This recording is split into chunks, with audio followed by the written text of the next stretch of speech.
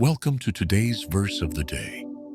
Today's passage takes us into one of the most powerful, personal moments in the life of Jacob.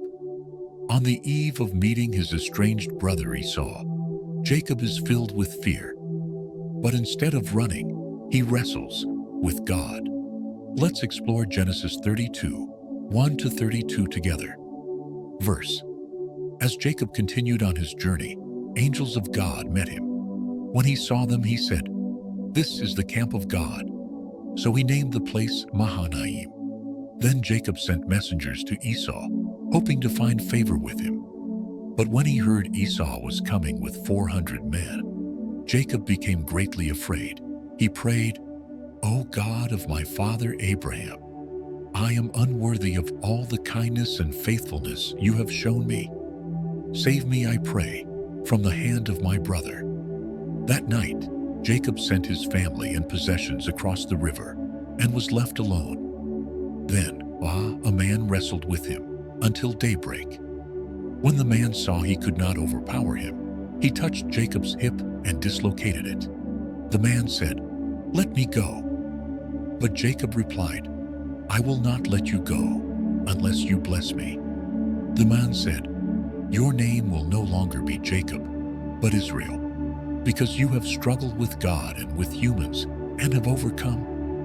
And there, Jacob named the place Peniel, saying, "I saw God face to face, and yet my life was spared." And he limped away at dawn. This is not just a story about fear. It's a story about identity. Jacob was afraid of Esau, yes, but deeper than that, he was wrestling with who he had been. The deceiver, the trickster, the one who always ran or manipulated. But this time Jacob didn't run. He stayed, he fought, and he met God in the struggle. What's most powerful is not that Jacob won, but that he held on. And in that holding, he received a new name, a new future, a limp that marked him not as weak, but as someone who had encountered God.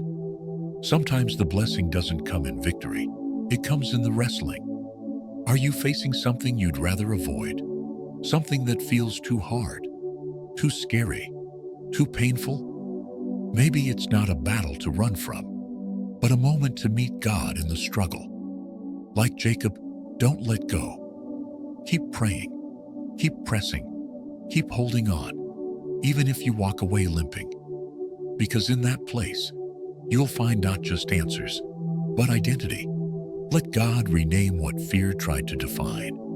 Thanks for joining me today.